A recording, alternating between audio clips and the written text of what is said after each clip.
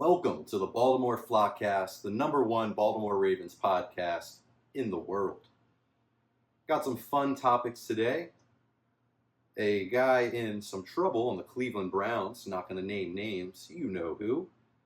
Also talk about training camp, the stadium practice. Got a segment on Derrick Henry, a little thing on Lamar Jackson as well, selling your season tickets and how that should impact you. Also, a schedule overview I've been promising for the past few weeks. Let's dive right into it. I'm sure you guys saw Judkins, the new running back, the rookie out of Ohio State for the Cleveland Browns, is in some hot water. Man, not going to comment anything that our team's done or what's happened, especially this year, but just taking a step back and looking at our division, it is not good. That's just all I'm going to say about that. Our division has historically not been great for just staying out of trouble. And here's another one. It's unfortunate, the thing that's happened. I'm not going to say for his career, but for people that are affected, especially the lady. I read the police report on Twitter because that was leaked out, because you know how sports reporters are. They get everything. It's not looking great for Judkins. He's not going to go to jail, of course, but he definitely did something very wrong. And the NFL is going to suspend him for it, in my opinion. I don't know what's going to happen to Judkins, especially since he hasn't played a game yet. I would think that he will play again in the NFL. Not the best start for Judkins, though. I guess it didn't seem like a good idea at first to some people for the Browns to take two rookie running backs in the draft, but it's kind of paying off now. Not in the way that you would hope for it to, but good thing for Dylan Sampson, I guess. That sounds really morbid. I didn't mean it like that. We move forward. I guess Browns will Brown. We got some dates coming up. July 30th, I'm going to Ravens training camp. So definitely we'll have a detailed breakdown of everything that saw that day, what's going on. Hopefully try to do some interviews. I don't know if that's allowed. But we're going to test our magic. It's better to ask for forgiveness than for permission. So hopefully we'll have LJ on the show. Quick 2-minute interview, or you'll see me getting arrested. Owings Mills is great. I'm sure they wouldn't mind too much with an interview. If not, it's okay. Happy to be there. The August 3rd as well was the stadium practice. So this was a big difference I saw. I don't know if you guys tried to get your training camp passes. It's been the same way for, feels like forever now. You have to be on there immediately, and within seconds it sells out because it's a free event. And I'll be honest, I don't think I've gotten training camp passes since the old Kyer Vedvik days. The real ones know who that is. If you got that one, I appreciate you. But former Ravens legend kicker Kyer Vedvik. I think it was 2020, maybe even before then. I don't even remember. 2018. It's definitely been a long time because, yeah, as I said, it sells out in seconds, and I just haven't had the best luck. But of course, this year, I get my own training camp passes. I got them immediately. Also, my girlfriend got them immediately too. So of course, we get double. And any other year, we wouldn't get them at all. But on the good note, for the stadium practice, last time I checked, well, this is going to come out a day later, or maybe two. But the stadium practice is not sold out for some reason. Well, I guess there's a reason. The stadium fits 70,000 people compared to Owings Mills. It's obviously a lot less. That's definitely a fun thing to go to. If you got a free day on a Sunday in August, it's going to be really hot. But what else are you going to do? Watch the Orioles? That team, hot dumpster. I know I'm wearing this, probably shouldn't say that. But it's a great day. I haven't been to the stadium practice in a few years, but it's always a good time. Let's get into some serious stuff, though. This is what we came here for. So I had a thought the other day. One of my friends was asking me about life after Derrick Henry. Because obviously on the last podcast, I talked about a slight regression that I could see possibly on the horizon for him. Because, yeah, the man's a freak of nature. But you know, time gets to everyone. And you can't play at the top of your level forever. Obvious reasons. So I wanted to look into possible running backs the Ravens could get maybe next offseason. Quick yawn, I apologize. Sorry, I work in these long days.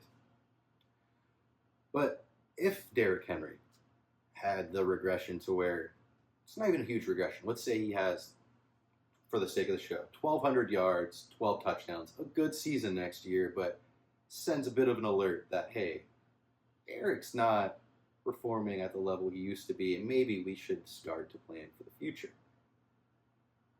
Maybe we'll take a running back in the next year's draft. Because if you just look at the impact of Lamar Jackson, just the pairing with Derrick Henry and Lamar has been something very special we've seen last season.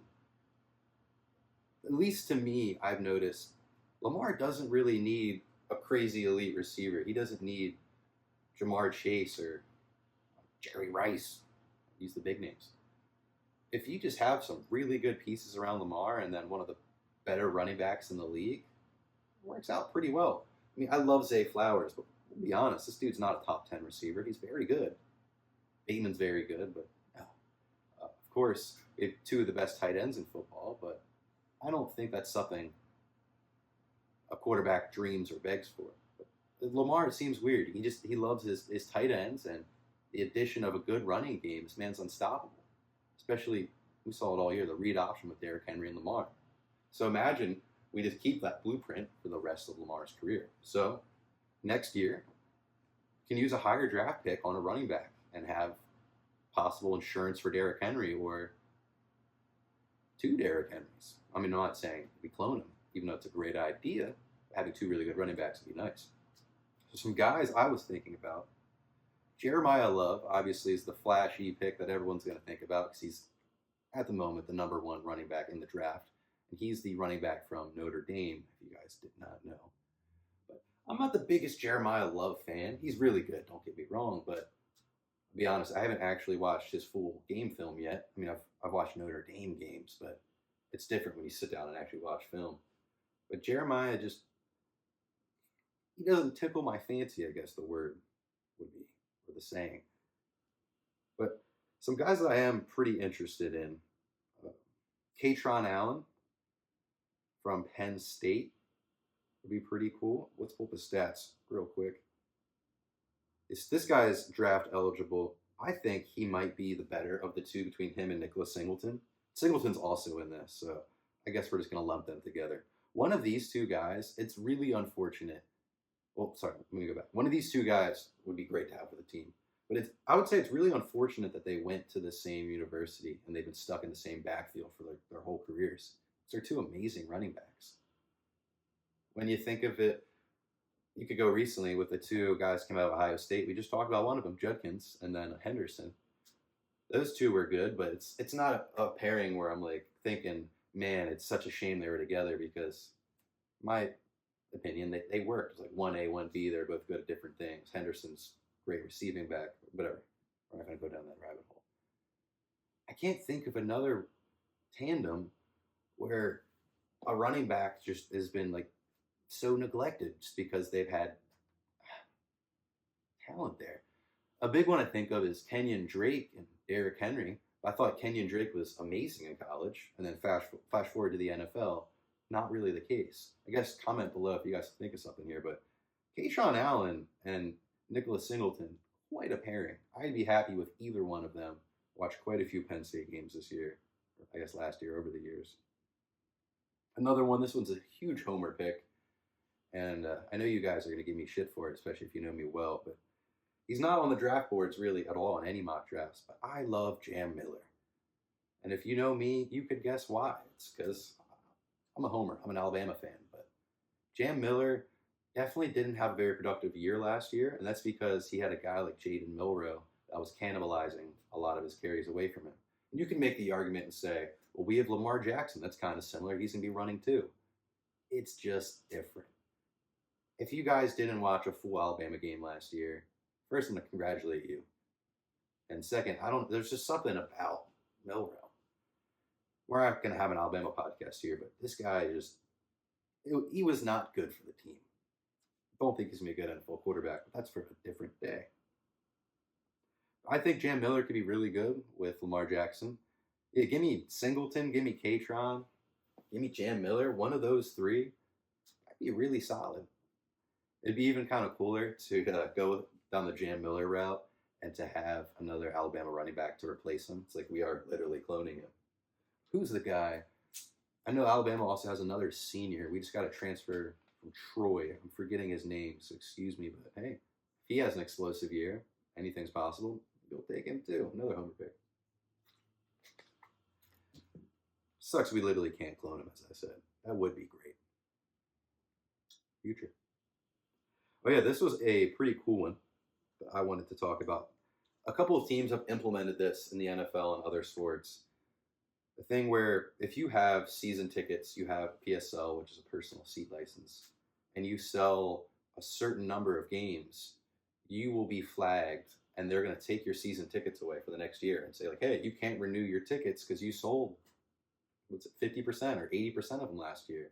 We're going to take that right away from you and give it to someone or allow someone to buy it that wants to show up and loves their team.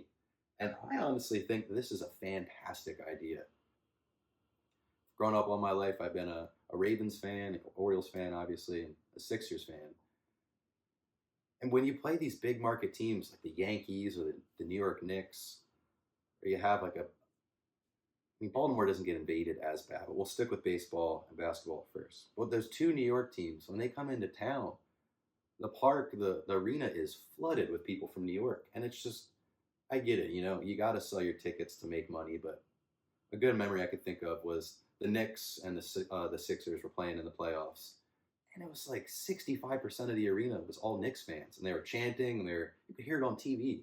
And it was kind of disappointing to be there and see what was going on. It's like, man, you guys sold out for a playoff game. And in that moment, I was thinking, like, all these people should lose their personal seat license. I get it if you had something to do, you're trying to make a quick buck, but it's a playoff game, and you got season tickets. So you've been seeing teams, I think the Colts were a team that have implemented this recently. If the Ravens did this, it would really make me happy. I know you got to sell your tickets, like I said earlier, but you think, to be honest, the Chiefs game, when we played them a couple years ago, we had a lot of Ravens fans there. But yeah, there is sometimes like 49ers, whenever we play them, obviously like any West Coast team where they got money. Man, I'm kind of blanking. Which has been a bad one? The Jets, surprisingly, a few years ago, they really invaded the bank, which you would be surprised about. But either way, it makes me upset going to a Ravens game and you see, I know there's supposed to be other fans, but if it's 50-50, if it's 60% us, 40% them, I feel like you lose a piece of a product because it's not the same atmosphere.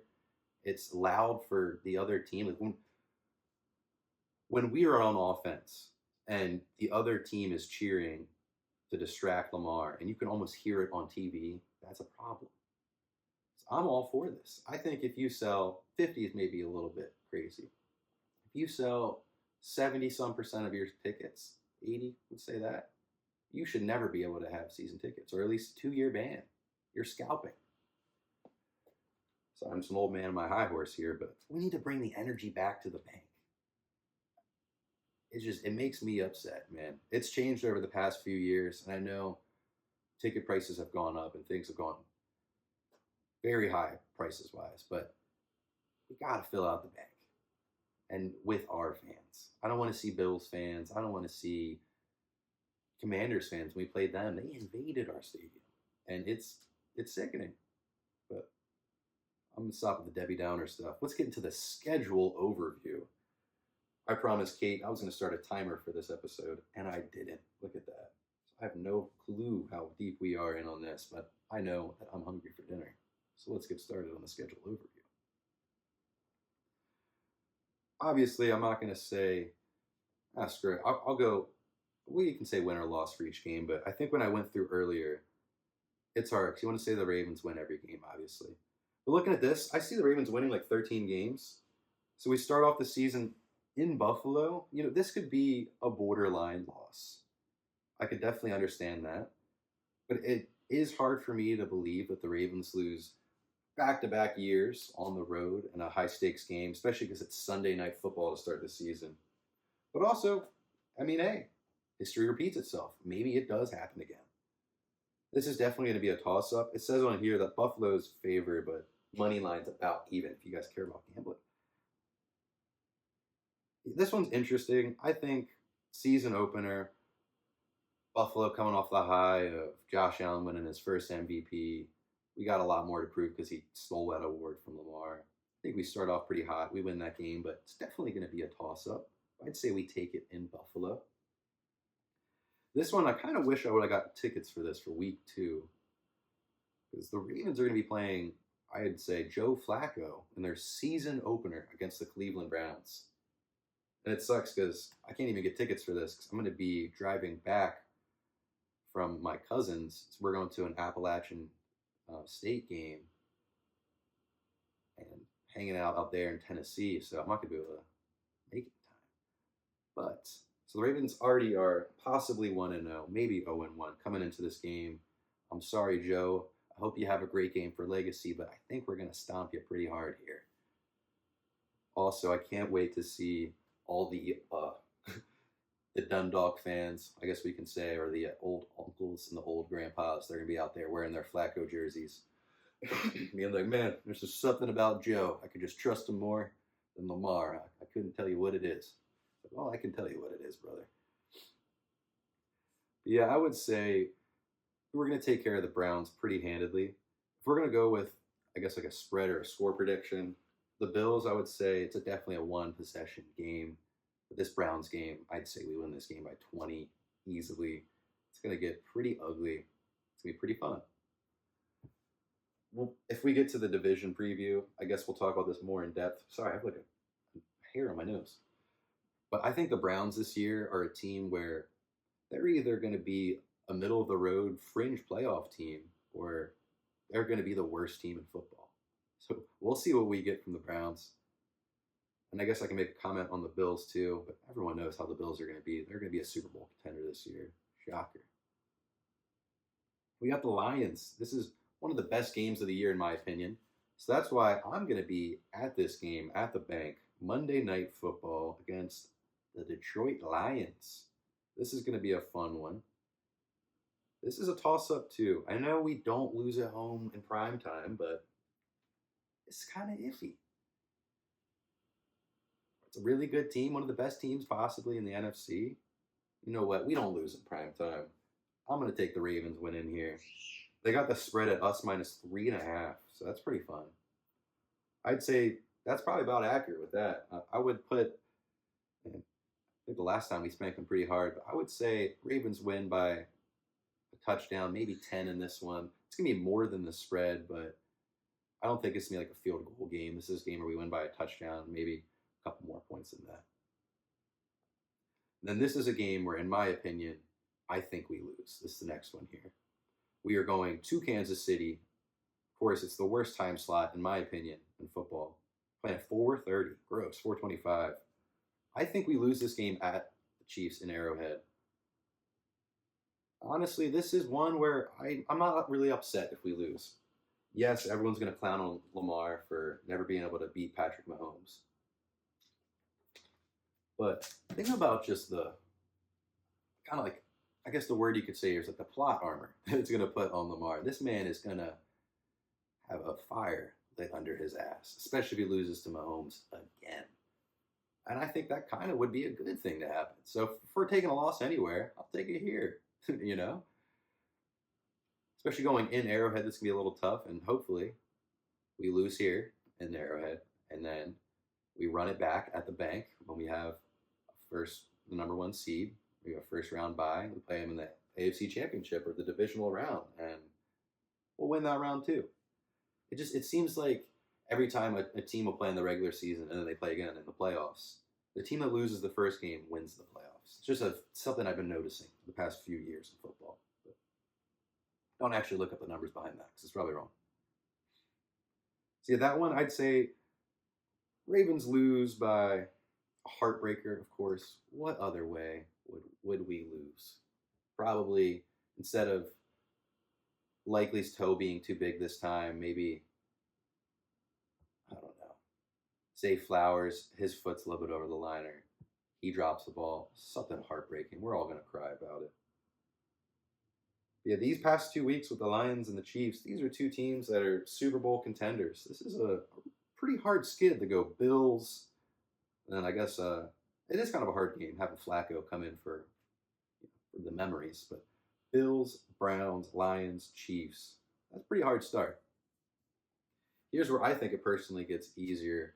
I'm kind of not a big fan of CJ Stroud anymore, and at least the team of the Texans. I think the hype's gone. They're still a very good team. They're probably win that division because it's awful. But I don't really see them as a problem. We're favored by, at least at this moment, 8 points, so 7.5 in this one. I think that's pretty fair. The Ravens are probably going to win this by 2 scores. Texans are going to be a fringe playoff team. They're going to win like 9, 10 games. So not too worried about this one at home at the bank. Next week, I'm going to say thank God this one's at home because we got a team coming from the West Coast, LA Rams. This is my birthday weekend. I know you guys don't care, but turning 26, how depressing. Got the Rams coming in on the long flight. We're 5-point favorites. I'm not super high on the Rams this year. I think this is the year where they really start to take that downward trend, especially with the aging team and how they've tried to sell a lot of their assets, like Cooper Kupp leaving. I think we win this game by, maybe this is a statement game. I'm going to say we win this game by 20. Not a lot of people that do podcasts or analysts want to make a bold prediction here, but I say we stomp the teeth out of the Rams in this game. We win by 20 easy. It's going to be a good week, and hopefully this won't be clipped after the Ravens lose this game, but I think this will be a pretty easy game for the Ravens. We take care of them pretty handedly. The next week, we're playing the Bears at home. We're at home again. This will be another game I'm going to. I'm going to see Caleb Williams make his debut at the bank. I don't think it's going to fare very well for Caleb. I think this is going to be another win here. I think the Bears are definitely going to be improved with that new quarterback guru they have at coach. I don't see them as a playoff team. I see them as like a middle of the pack fighting to be 500 kind of team. But I'd say we win this game by at least a touchdown, maybe 10. We're favored by 7 here, but this could be another game where it gets out of hand pretty easily and we kick their teeth in maybe back-to-back weeks. Week after, we're going to Miami, Thursday Night Football, playing on Amazon Prime. This is a game where I chalk it up as a win, but it does scare me a little bit. I think Lamar could get a little bit too excited or in over his head because it's a hometown game for him, being from Florida. Hell, half of our team's from Florida.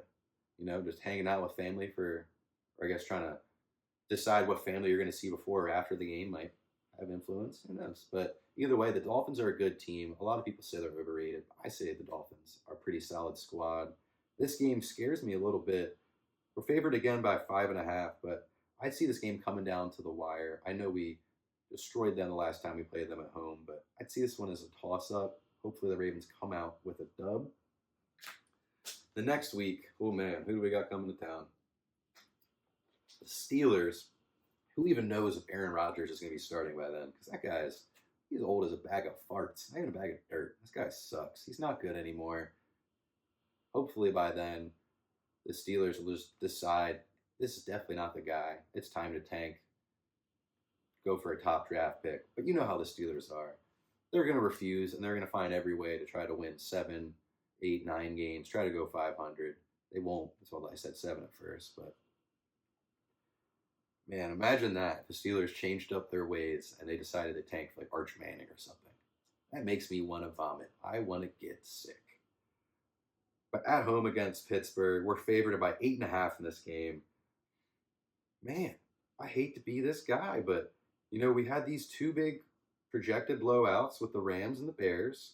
Close game with the Dolphins, but maybe we get back to it. We get back to dancing. We kick in the Steelers' teeth because I feel like I've been just begging for this for years, but every time we play this team, either Lamar's hurt, we lose, or it's just the worst game ever. And it's like 17-13 or 21-17. It's just something stinky. Please, let's break this trend. The Steelers are an awful team now. We're at the bank. Let's just pull up to our house. Let's win by 30. Let's get crazy. Let's make it one of the worst losses Pittsburgh's had in a while, especially from the hands of Lamar Jackson. I think that would be the worst. So it's going to be back-to-back division weeks. Hold on. I think I jumped. I went from 10:30. Wait a minute here. Went from October to December. I definitely pasted this in wrong. I think I'm missing a piece.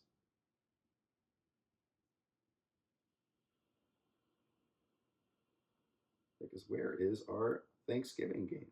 All right, we're going to pull this up on the actual schedule. I apologize. Where did we leave off? I'm so sorry. On the Bears-Dolphins area. So I had pictures of the schedule. So wait a minute. We just went from October to December. So Rams, Bears. Okay. I messed that up. Delete that Steelers game out of your head. I apologize. Most people edit this out. I'm going to be honest with you. I'm not going to. Let's keep it rolling because it wasn't really that messed up. So yeah, as I said before, just a refresher. Bills questionable game. Maybe we win. Browns W, Lions W, Chiefs loss, Texans win, Rams blowout, Bears blowout, Dolphins iffy, back where we left off. Now we have the trek up to Minnesota. This one is kind of an odd game. It's a team we don't play a lot. That's why it makes me a little bit scared. This isn't a game where I feel super comfortable. We're favored by 3.5 here. Feels like every year the Ravens lose one game where they really shouldn't have. I know the Vikings were an amazing team last year, but they were a very different team. They had a different quarterback. I am not a fan at all of J.J. McCarthy. I think I'm not going to call him a bum. I don't think he's the guy.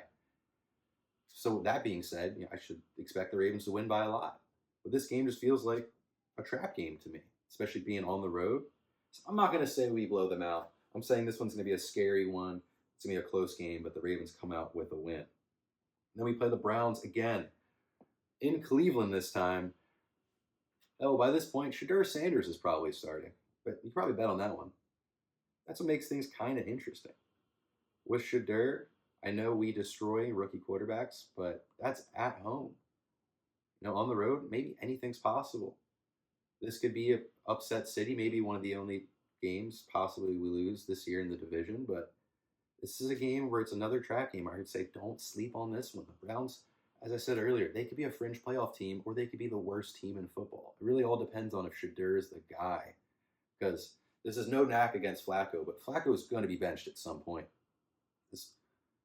I know it might sound crazy to you guys, but even if Flacco's throwing for like 300 yards and 3 touchdowns, you know that Joe Flacco's, 41? He's going to retire probably at the end of the year, if not the year after. You got to give your young guys a chance and figure out, hey, is Dylan Gabriel the guy? No? Okay. Is Shedeur Sanders the guy? No? Okay. Not even going to ask about Kenny Pickett because that guy's awful.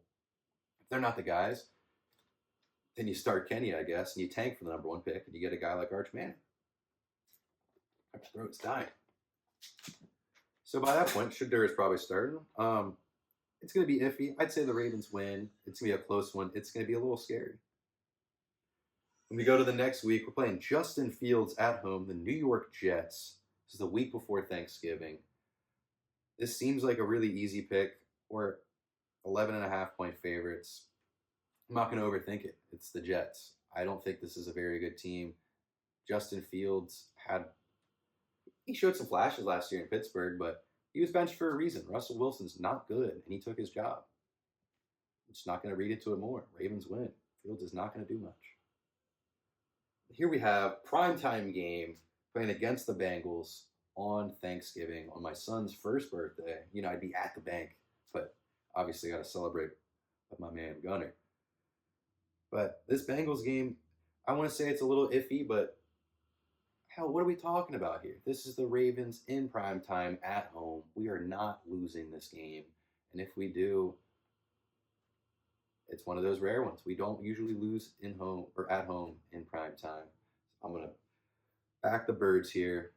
They're probably going to be wearing the all-black uniforms at night on the primetime slot on Thanksgiving. That's going to look good.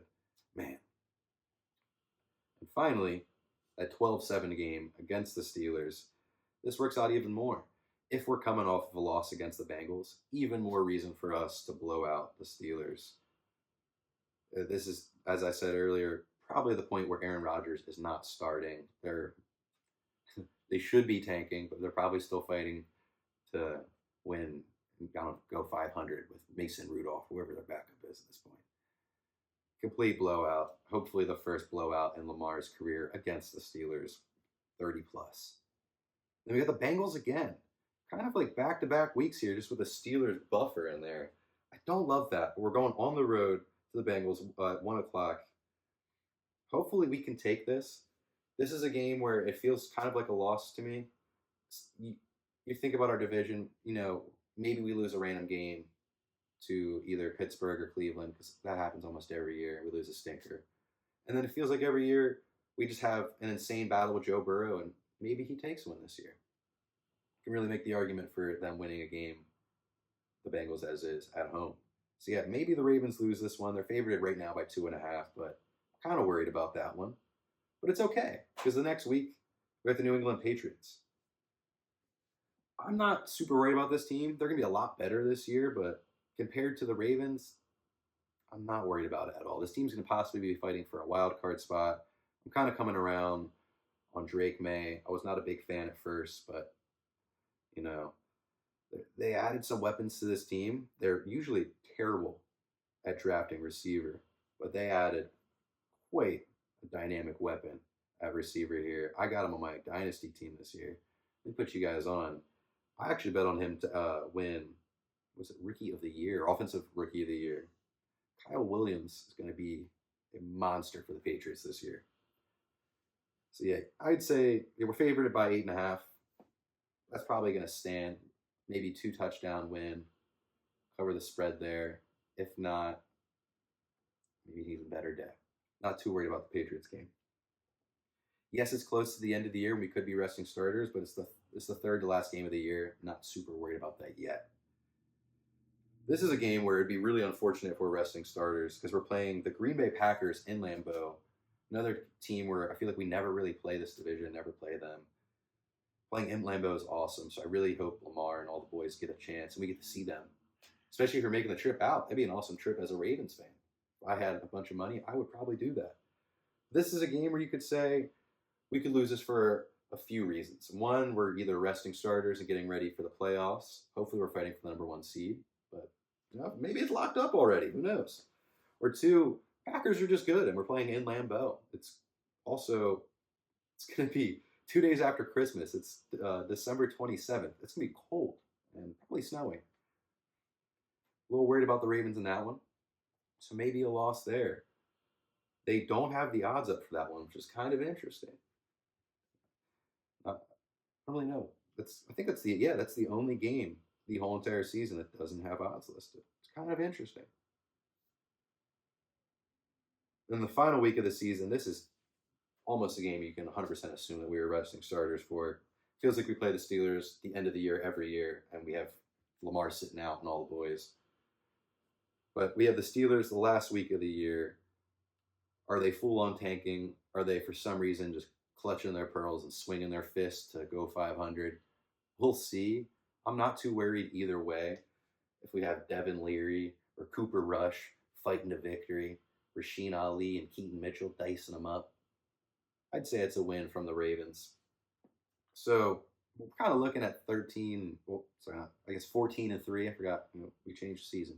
But 3 losses here, maybe 4 around there. It's a pretty good season for the Ravens here. Possible number 1 seed, I'm hoping. Maybe we'll do a deeper dive on the division preview, but I feel like we kind of did touch on it today a good bit. But obviously, I got the Ravens winning the division. Also got the Bengals as the number 2 in the division. See them making the playoffs this year. Making it maybe a little bit of a run in the playoffs until we come around. Then when we get to the third tier in the division, there is a slight and tiny chance. And I know I might sound crazy here, but I love the Browns' young core. I think there's a slight and tiny chance, that they force Flacco out. They shove Shadur in there, and he goes on a run like we saw Lamar in his rookie year. Everyone starts going crazy. They sneak into the playoffs. He goes 7-1, something crazy like that. Or the Browns are going to be the worst team in football. I don't know. It's going to be one of the two. I really don't know what I see happening here, but I definitely can guarantee you that Shadur's going to come in at some point, and it's going to be interesting to watch.